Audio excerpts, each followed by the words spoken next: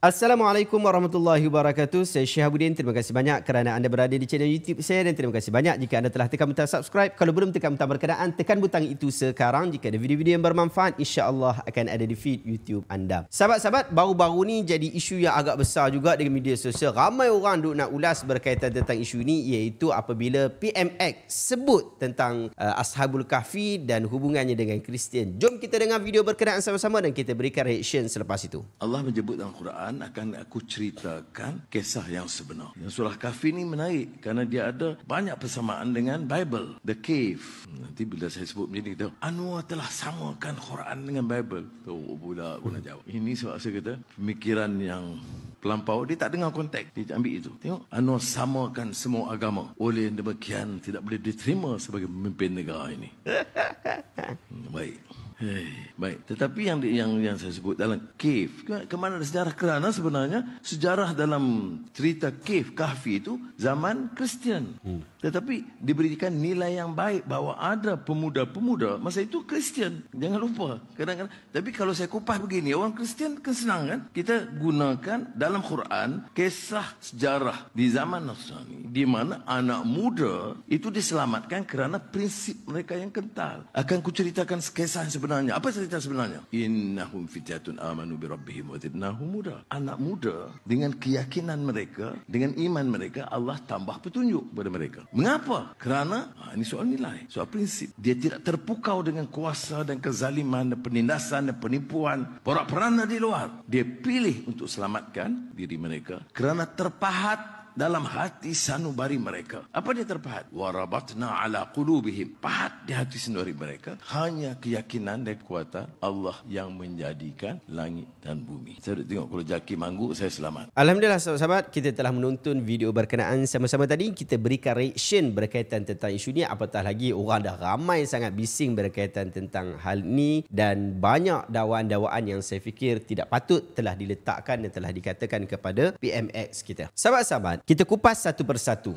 Yang pertama, adakah Nasrani itu adalah Kristian? Sahabat-sahabat, secara umumnya orang-orang Kristian hari ini adalah orang Nasrani ataupun orang Masihi, tanpa kita kira mereka itu Koptik, Protestan atau Katolik. Bagi umat Islam, kita meyakini bahawa agama asal bagi mereka adalah agama Nasrani ataupun Masihi yang merupakan pengikut-pengikut ajaran Nabi Isa AS. Asalnya, mereka berada dalam ajaran yang benar sehinggalah berlaku penyelewengan demi penyelewengan dalam agama mereka. Bahkan umat Islam meyakini bahawa agama dan ajaran Nabi Isa itu tidaklah pupus sebelum kelahiran Nabi Muhammad SAW. Tetapi ia kekal wujud sehinggalah Nabi SAW dilantik sebagai Rasul. Antara buktinya adalah kisah Ashabul Ukhdud yang merupakan kisah orang Nasrani yang dibunuh dengan cara dibakar hidup-hidup di dalam satu kawah berapi. Ia berlaku lebih kurang 48 tahun sebelum kelahiran Nabi Muhammad SAW. Di dalam buku Sirah Nabi Ar-Rahiqul Makhtum, Sirah Nabi yang terbaik, dia menyatakan bahawa tarikh ia berlaku adalah tahun 523 Masihi. Nabi SAW lahir pada tahun 571 Masihi. Jadi lebih kurang 48 tahun. Sahabat-sahabat, Allah Ta'ala berfirman, Ba'da a'udzubillahi minasyaitanir rajim, innal ladzina amanu wal ladzina hadu wan nasara was-sabiina man amana billahi wal yawmil akhir wa 'amila salihan falahum ajruhum 'inda rabbihim wala khaufun 'alaihim wala hum yahzanun. Sesungguhnya orang-orang yang beriman, orang-orang Yahudi, orang-orang Nasrani, iaitu orang Kristian, dan orang-orang Sabi'in, sesiapa sahaja di antara mereka itu beriman kepada Allah dan beriman kepada hari akhirat serta beramal saleh, maka bagi mereka pahala balasannya di sisi Tuhan mereka dan tidak ada kebimbangan dari berlakunya kejadian yang tidak baik kepada mereka dan mereka pula tidak akan rasa berduka cita. Surah Al-Baqarah ayat 62. Kata Imam Fakhruddin Ar-Razi, pengarang kepada kitab tafsir Mafatihul Ghaib, dia sebut, dia kata, al-muradul ladzina amanu qabla mab'ats Muhammad sallallahu alaihi wasallam bi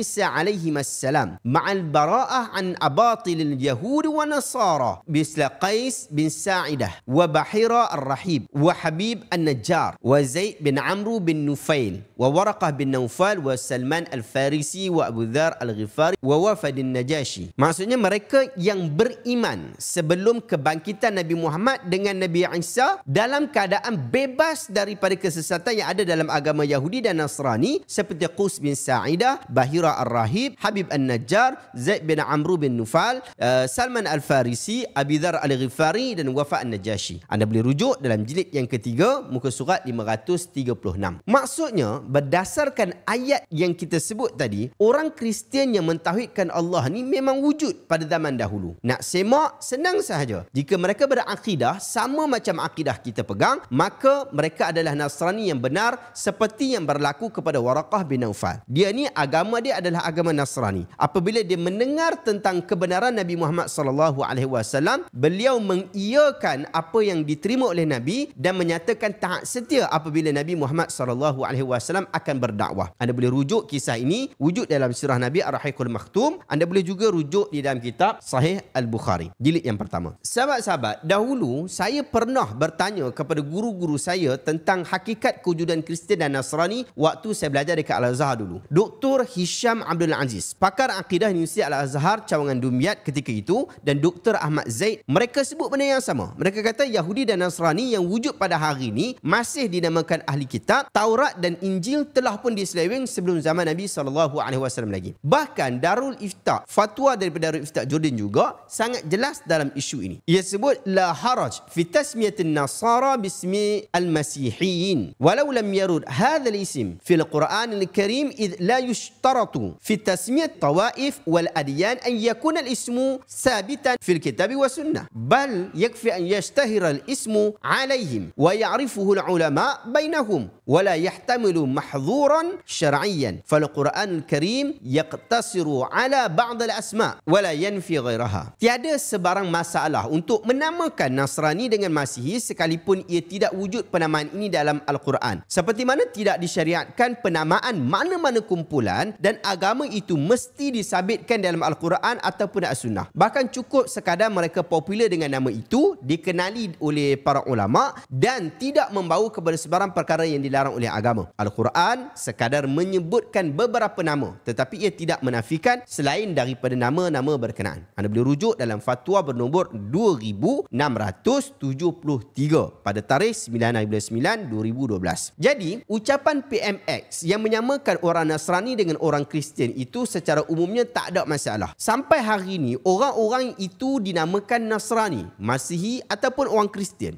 No issue. Ia merujuk kepada kumpulan yang sama. Persoalannya, adakah kita mesti sebut Nasrani? Tak boleh sebut Kristian kerana agama Nasrani saja adalah agama yang benar. Agama Kristian ini adalah agama yang baru. Sahabat-sahabat, belum tentu. Allah Ta'ala sebut dalam Al-Quran, ba'da a'udzubillahi minasyaitanir rajim, wa qalatil yahudu Uzair ibn Allah wa qalatin nasara al-Masih ibn Allah. Dzalika qauluhum bi afwahihim. Orang-orang Yahudi berkata Uzair adalah anak Allah, dan orang-orang Nasrani pula berkata Al-Masih ialah anak Allah. Demikianlah perkataan mereka dengan mulut-mulut mereka sendiri. Anda boleh rujuk dalam surah At-Taubah ayat 30. Jadi, ada Nasrani yang benar dahulu, ada Nasrani yang sesat. Walaupun Kristian ini lebih merujuk kepada orang Nasrani yang sesat, tetapi dalam konteks hari ini bila disebutkan Nasrani, maka ia adalah Kristian. Awak boleh sebut mereka Kristian Katolik, boleh mereka sebut Kristian Koptik, Kristian Protestan dan seumpama dengannya. Tapi semua mereka ini adalah orang yang sama. Jadi tak ada masalah sebut Nasrani dengan sebutan Kristian. Kemudian, adakah benar wujud kisah Ashabul Kahfi di dalam Bible seperti mana dakwaan PMX tadi? Tak benar. Memang tak betul. Di dalam Bible tidak ada sebarang kisah Ashabul Kahfi di dalamnya. Tetapi kisah ini popular di dalam buku-buku agama Kristian yang lain. Ia sangat-sangat popular sehingga disebut sebagai well known oleh sebahagian orang Kristian. Kalau anda nak rujuk, anda search saja Seven Sleepers of Ephesus. Anda akan jumpai pelbagai rujukan Kristian yang menceritakan kisah 7 pemuda yang bersembunyi di dalam gua dan tidur beratus-ratus tahun. Daripada 250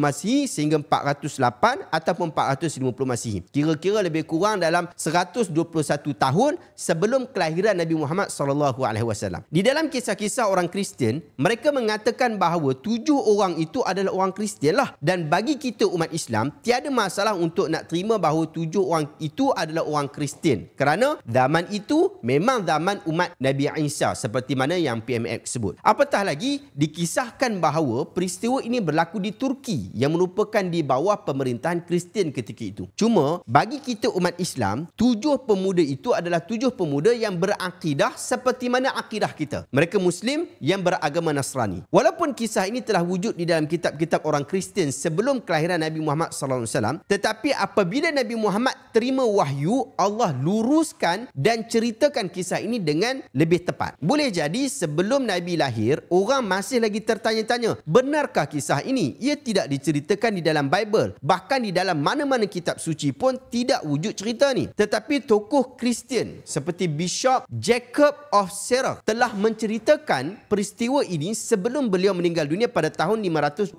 Masihi, iaitu 50 tahun sebelum kelahiran Nabi Muhammad SAW. Demikian juga Gregory of Tours yang meninggal pada tahun 594 Masihi. Dia telah sebutkan kisah ini lebih awal, iaitu sebelum Nabi dilantik sebagai Rasul dan menerima Al-Quran pada tahun 610 Masihi. Jadi, kisah ini memang dah ada dalam cerita-cerita orang Kristian sebelum Nabi Muhammad SAW menyebutkan firman Allah di dalam Al-Quran. Cuma, riwayat-riwayat itu belum boleh diimani melainkan apabila Al-Quran menyebutkan tentangnya. Bila Al-Quran sebut, baru kita tahu bahawa cerita yang orang Kristian sebut-sebut itu memang cerita yang benar. Tetapi, ajaran Ashabul Kahfi yang mereka pegang ialah ajaran akidah yang sama dengan kita pegang, iaitu akidah umat Islam. Sekalipun mereka adalah Nasrani ataupun dinamakan Kristian, tetapi mereka adalah Nasrani yang masih berakidah yang suci. Walaupun Kristian ada versi dia, tetapi versi yang wajib kita imani adalah versi daripada Al-Quran dalam surah Al-Kahfi itu. Pun begitu sahabat-sahabat, tetap wujud banyak persamaan di dalam kisah berkenaan sehingga kita boleh mengatakan bahawa ia adalah kisah yang sama tetapi melalui jalan penceritaan yang berbeza. Kemudian sahabat-sahabat, apa pandangan para ulama kita terhadap isu ini? Sahabat-sahabat, para ulama berselisih pendapat tentang bilakah peristiwa ini berlaku. Ada yang kata bahawa dia berlaku sebelum kelahiran Nabi Isa dan ada yang kata selepas kelahiran Nabi Isa. Tetapi majoriti ulama memang mengatakan ia adalah selepas kelahiran Nabi Isa. Seolah-olah mengatakan dan mengiyakan sumber Kristian di dalam isu ini. Antaranya Ibn Ashur, pengarang tafsir At-Tahrir wa Tanwir, dia cerita bahawa kisah Ashabul Kahfi ini ketika menjelaskan surah Al-Kahfi dengan membawa riwayat yang popular dalam agama Kristian. Cerita dia sebiji macam mana orang Kristian cerita. Dahulu terdapat satu kumpulan orang soleh yang beragama Nasrani dalam kalangan rakyat Absus. Mereka memerangi penyembahan berhala. Mereka hidup di zaman Duqyus atau Diqyanus, kira-kira tahun 237 Masihi. Dia memerintah setahun saja. Dia amat taksub dengan agama Romawi dan amat bencikan agama Kristian. Duqyus mengancam mereka untuk diseksa, maka kelompok tersebut keluar daripada kota menuju ke gua yang digelar Binjalus. Di situlah terletaknya gua yang mereka beribadat di sana dan akhirnya mereka ditidurkan di situ. Sehingga akhir ceritalah. Dan pada akhirnya Ibn Ashur sebut lagi, wa qissatu ahli kahfi lahattisalu bitarikh turin kabir min atwari tuhuril adyan al-haq wa bi khasatin tur intishar an-nasraniyah fil ard. Kisah Ashabul Kahfi ada kaitan kuat dengan peringkat penyebaran agama yang benar, khasnya penyebaran agama Nasrani Kristian di muka bumi. Anda boleh rujuk dalam jilid yang ke-10, muka surat 264.